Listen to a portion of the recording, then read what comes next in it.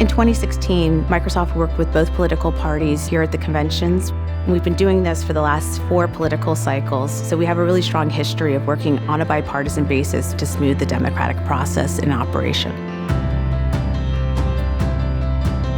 For such a large event, so many moving parts, you need to have a very strong foundation as well as the plumbing that makes everything run here. We started planning here in Philadelphia last May, and there have been well over 1,000 people involved in the planning. Since the beginning of this process, we've had a team on the ground here in Cleveland working to both plan and, this week, execute a terrific convention. The conventions are like a small business, so we've done a great deal of work to provide them everything that a small business would need. They need Surface devices, they need Office 365, and then at the conventions themselves, we're doing additional work to help them put on the actual show.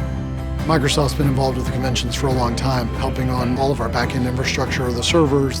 We've used CRM, that helped us basically run our entire volunteer program. Technology changes the planning process pretty drastically every 4 years. One of the major things is mobility. We equipped all of our staff with Surface devices this cycle, which was a big change from previous cycles. We're also doing some public engagement. We've had thousands of people walking through the Politico Hub space at both conventions. We are creating a lounge space that has ongoing programming the entire day. We have news events, we have receptions, we have our technology integrated throughout. We've been working with the RNC and ENC to integrate Skype into the technical solutions at both conventions. Here in Cleveland, we're showing Skype at its very best. We have live point-to-point calls from Media Row here to this kiosk in the queue. We have live TX integrations with our partnership with AP. That'll be going live to broadcasters all over the world. We spoke to the DNC as well, and what they really wanted to do here was get Skype callers for their viewing parties around the US into the main stage to talk to one of their speakers on the last day. There are a lot of things that we're going to be doing with the media. CNN and MSNBC use our Pulse product to track sentiment of audiences in real time. As the convention has grown, we've got a lot more videos, photos. So this is essentially a major live TV production over 4 days. We've been very busy at the Democratic National Convention. We're leveraging Azure Media Technologies to deliver content using the cloud across the internet so that people can watch it wherever they're at. By the end of this event, we'll have reached about 2 million viewers, and then the content will also have an on-demand life after that. We're very excited to be a part of this. It's a chance to showcase our technology as well as connect viewers with the democratic process. Technology can connect the citizenry to government in ways the Founding Fathers probably never imagined. We're creating access to what normally wouldn't be accessible. We're working to make sure that we're not only supporting the conventions, but we're also leaving a positive, lasting legacy in each convention city.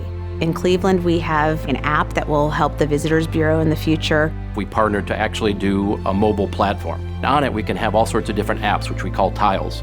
So we partnered with RTA, and so RTA is doing tickets online. We're getting their schedules online in mobile, which is part of this process.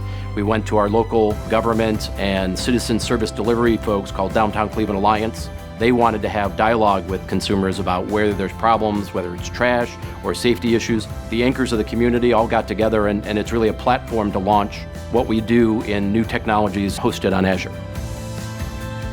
And we're really excited in Philadelphia. We're opening the Microsoft Reactor there. At its essence, the Reactor is an engagement space. It's a place where we can activate programming that can touch a whole range of the citizenry. We hope the Reactor has sustaining value to our community, in that years from now, people will trace their interest in technology. The spark of innovation that led to an IPO in their company will come from what is done here in the Reactor. As an entrepreneur, as someone who truly cares about the technology community, to have Microsoft here, to have the Microsoft Reactor in our city is a game changer for us. In the modern world, with high levels of cloud computing, high levels of business analytics, data and sensors everywhere in the world, there are going to be a lot of changes. Underlying all of this is an opportunity for the democratic process and the way of getting people to be engaged in the process. It's a way to elevate that.